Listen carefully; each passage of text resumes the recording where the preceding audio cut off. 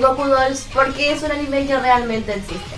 Backstreet Girls Goku Dolls es un manga dirigido a jóvenes adultos, escrito e ilustrado por Jasmine Hugh. Es publicado por la editorial Kodansha en la revista Jump Magazine, recordada por publicaciones de clásicos como Akira y Ghost in the Shell.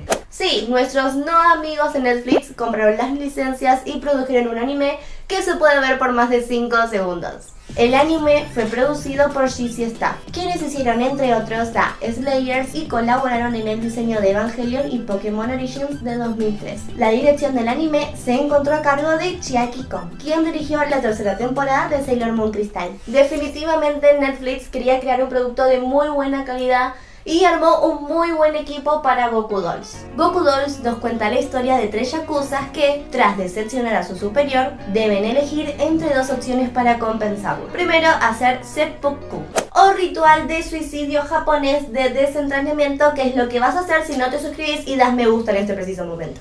O segundo, viajar a la Tailandia y hacerse una cirugía de reasignación de sexo, que les permita convertirse en idols femeninas. En criollo, las opciones serían o matarse o convertirse voluntariamente en trapitos.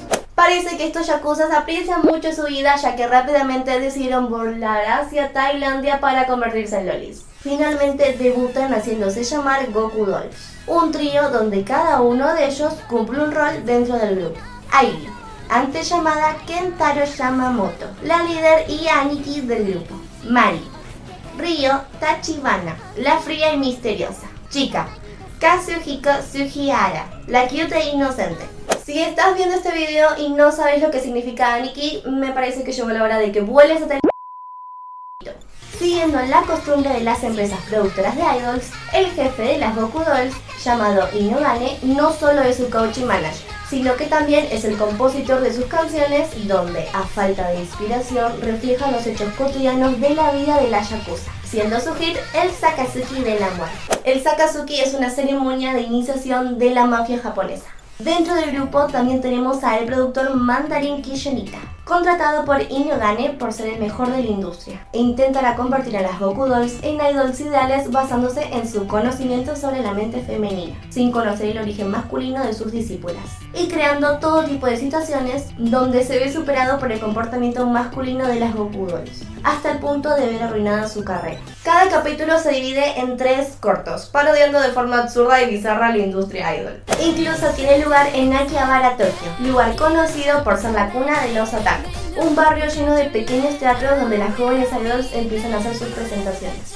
Para más información te recomendamos el documental Tokyo Idols de Netflix. Lo más parodiado en la historia es la vida de las idols, sus entrenamientos constantes, su vida dedicada tanto a fans como a haters, llegando a extremos bizarros donde las Goku Dolls provocan problemas sin prácticamente hacer nada, y el conflicto que generan los yakuza, que ven cómo pierden su masculinidad al convertirse en grandes idols solo para complacer el honor de su jefe, que se encuentra obsesionado en convertirlas en idols famosas. La mejor parodia, sin embargo, llega desde el lado del mundo de sus haters. Estas haters aparecen sin que ellas les hayan hecho nada, o al menos no a propósito. Y así como los fans arman un club para seguirlos, ellos arman un club solo para odiarlas, creando una subtrama que pasa de lo bizarro a lo hilarante a medida que van pasando los capítulos. La otra subtrama muy original es la de los trainers.